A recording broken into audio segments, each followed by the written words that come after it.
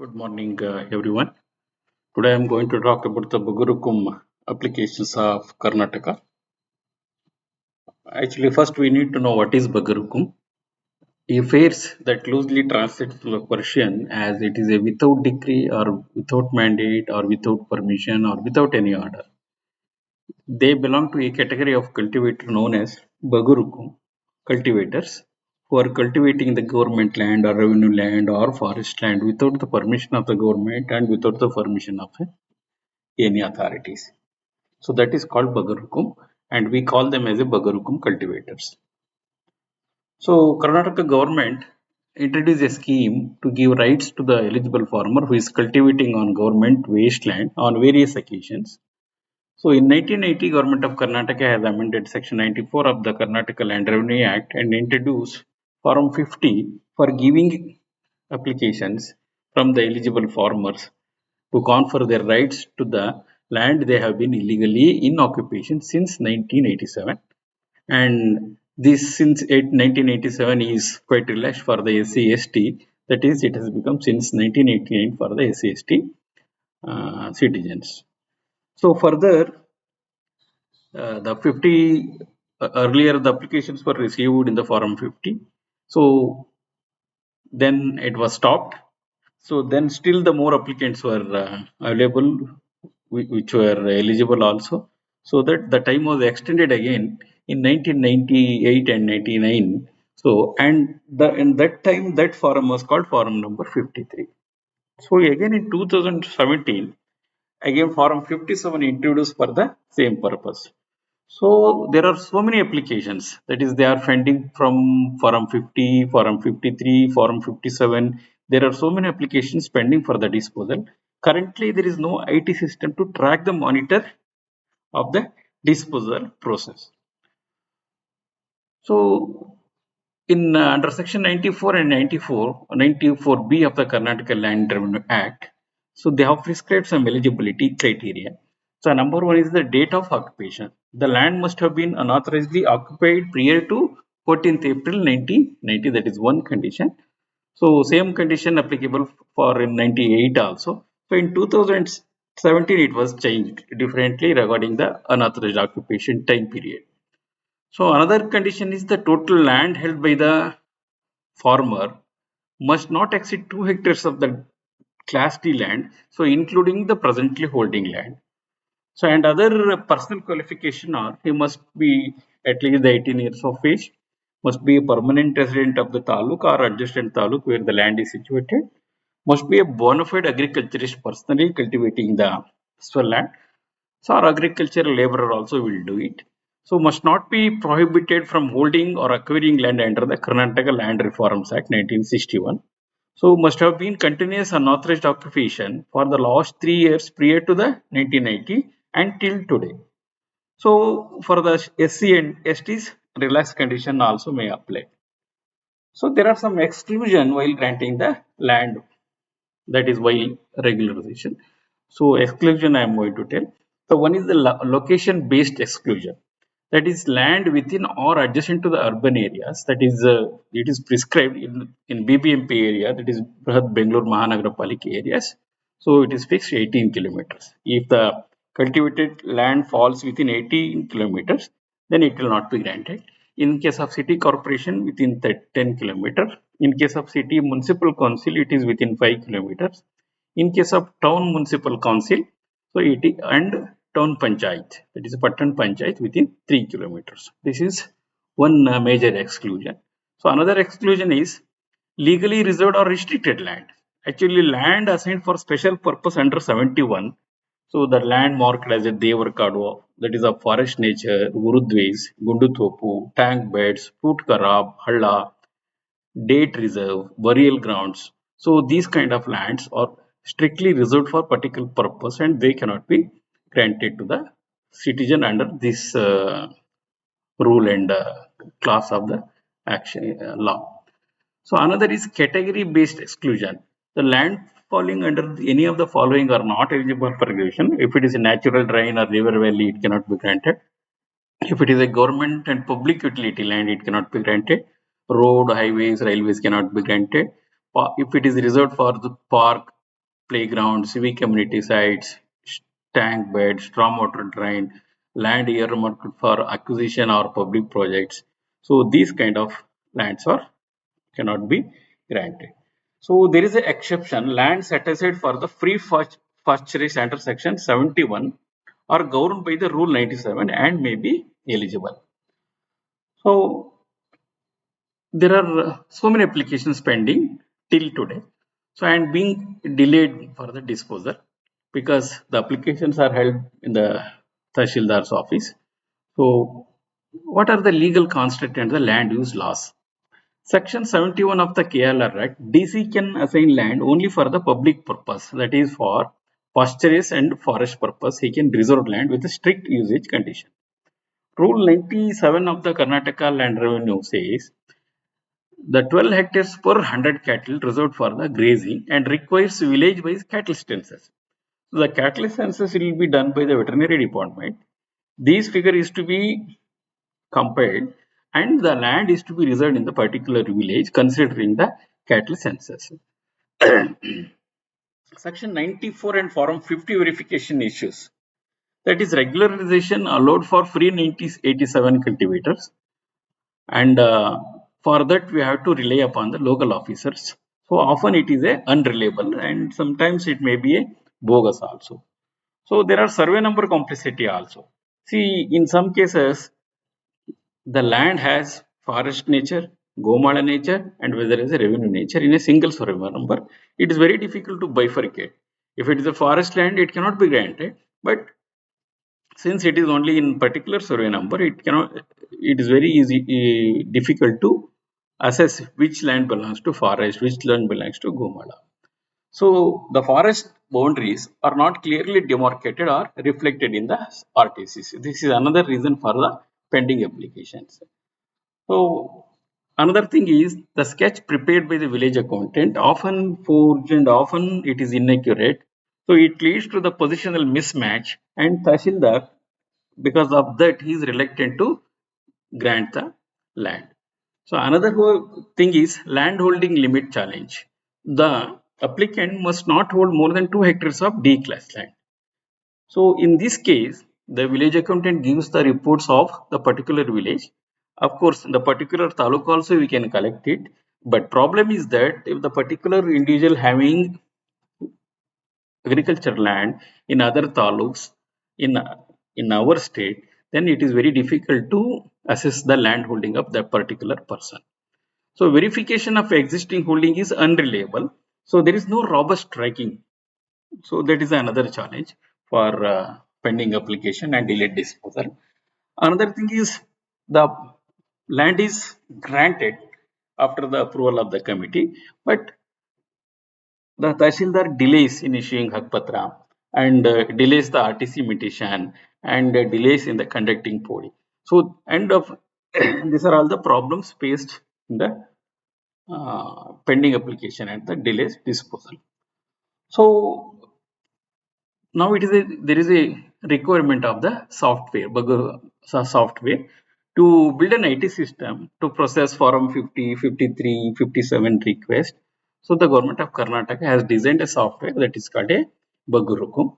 So by using these applications, we can easily track the status of the request to issue digitally signed Sagwali sheet to the farmers.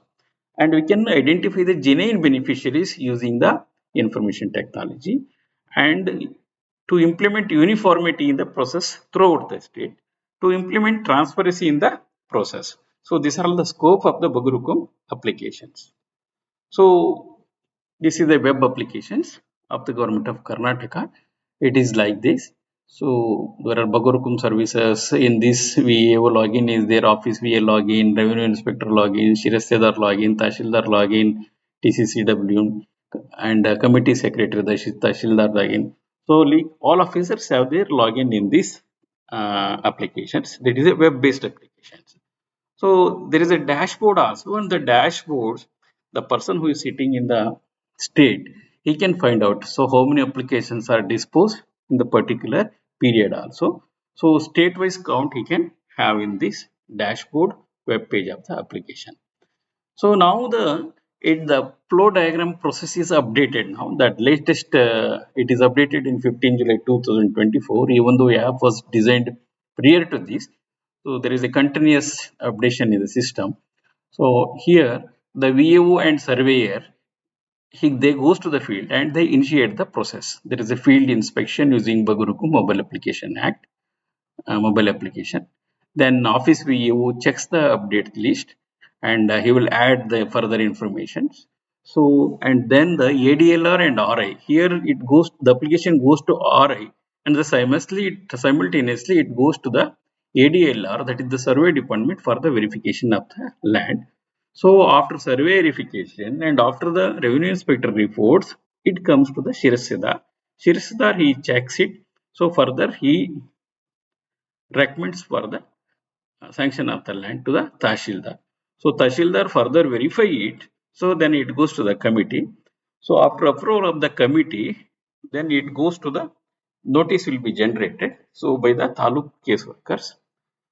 So then there will be a 15 days notice period. So after the 15 days notice period is over, if there is no objection received from the other farmers, then that application goes to the survey department, that is the Mojini software. So here the Mojini workflow start and there will be a creation of pre-grant sketch to that particular survey number and for that particular farmer. So after the creation of the pre-grant sketch, then the committee will be verifying it.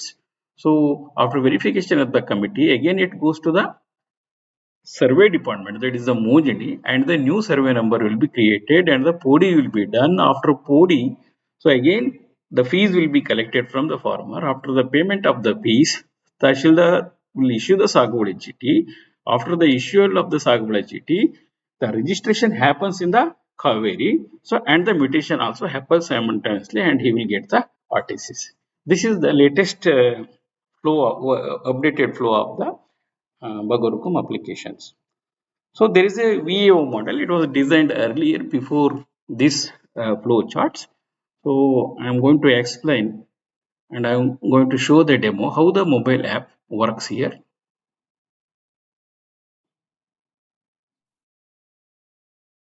Good morning, everyone. The government of Karnataka has designed a mobile applications called Bagair to dispose of the applications received by the farmers in form number 50, 53, 57 for regularization of unauthorized cultivation scheme. And let us know the procedure to use the applications through this video. So initially the village administrative officer downloads the Bagair map from the Play Store and logs in through the OTP. After login, the VO select the concerned villages, downloads the list of applications received in that village using the fetch details. Then he visits the concerned village and does the spot inspection of the land. So now you can see in the video, we are doing the spot inspection. So firstly, he has to do the Aadhaar eKYC to confirm whether the same person is cultivating the land. So he enters the landowner Aadhaar number and the name as per the Aadhaar. The Aadhaar number submitted while filling the application is also shown in the application. You can see on the screen. It can be seen on the screen on the top left edge. Type the name as in Aadhaar and again enter the Aadhaar number and click the check box for taking consent of the farmer. Now the OTP goes to his mobile number to the farmer and he enters the OTP and clicks the submit button, which completes the procedure of Aadhaar eKYC. So now Aadhaar eKYC is completed. So Aadhaar number is put. So OTP he clicks. So OTP is entered.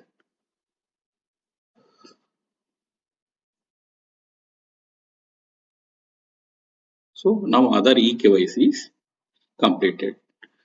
The second process is to capture the photo of the farmer.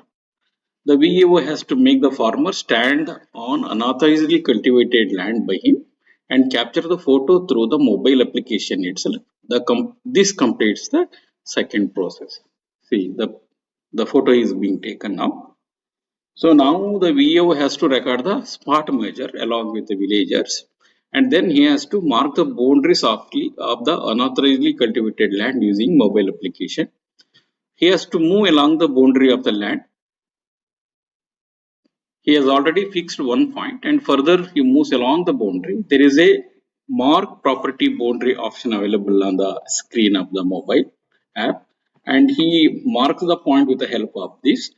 Only the consent VO has to mark the boundaries. Look, now he has marked another point and he is going to mark another point. So you can see on the screen they have marked, they are moving around the boundaries of the unauthorizedly cultivated land.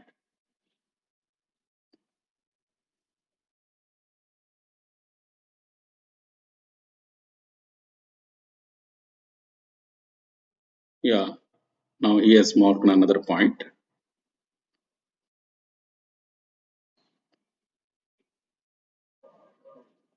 So after completing a polygon, see he has to make a polygon. So he has to take the all four points. You can see he has marked all over the boundaries of the land. So now the VAO has to enter the CAT certificate, income certificate, ration card number, and type the remarks and submit. See, all options are available in the mobile app itself. So, and now the checklist procedure. The VAO fills the checklist which is already printed and given to the VAO, takes the photo of this and uploads it in the app, which completes the spot inspection process. So now the process 2 starts. Here the Office VAO has been given another web application and has to log in using through username and his login credential.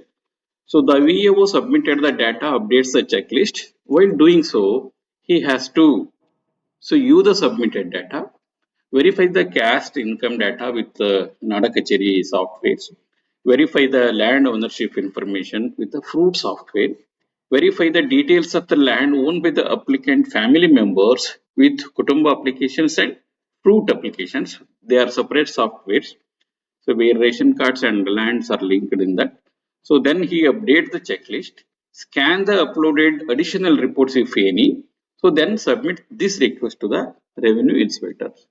So now this report go to the process 3 will start now. So it goes to the revenue inspector. So revenue inspector verify the data. He will view VAO's field inspection data, the VAO submitted checklist data, VAO history, imagery data, encroached land, upload the document, and he will enter the recommendation and submit to Shirastadar. So now the process 4 starts here. Now it is a Shirastadar login here. The VAO, what Shirastadar does, Shirastadar use the VAO field inspection data, views the VAO submitted checklist, views the historical imagery data of the encroachment. This is very, very important. So the Shirastadar has that Google Earth map of the previous years, so that is 10 years back information, so that he can view in this software itself. So the Shirastadar can come to know whether it is cultivated before the particular date or not by viewing the in the mobile app itself. So view the VAO and the RI recommendations. So after seeing all these things, that VAO's RI recommendation and historical image data, he entered his recommendation whether it can be recommended or not. So then he submit to the Tahsildar. So now the process 5 start, which is the Tahsildar verification and the recommendation. So now the Tahsildar use the VAO field inspection data, use the VAO submitted checklist data, use the historical imagery data of the encroached land. So use the VAO and RA recommendations, enter the recommendations, and he submits to the committee. When he approves this application, it goes to the Bagair committee. See, the committee has this type of images. So what committee do? It goes to all the committee members if there are 4 or 5 members. So the committee use VAOs, RA, Shiristar and Tahsildar recommendation, and also they will see the historical imagery data of the encroached land, use the report uploaded by the revenue officials, signs the committee proceedings report using e-sign from all the committee members. So they are digitally signing this using the softwares. So the imagery, one can use the cadastral map of 97, you can see here, and which shows the survey number and previous year satellite imagery to find whether it has been cultivated since then or not. So you can see here the satellite images of 2002, 2004, so like this.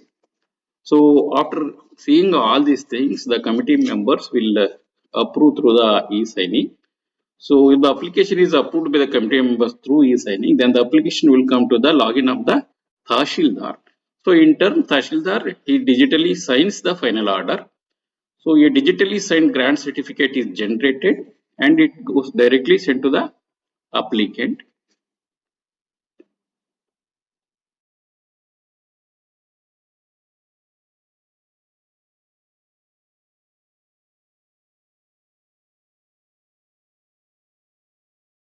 See, now digital certificate generation.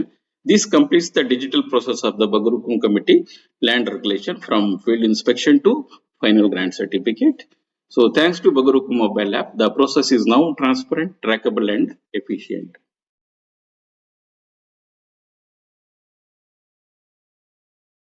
Okay, that's all about the mobile app used by the village administrative officer to verify the land.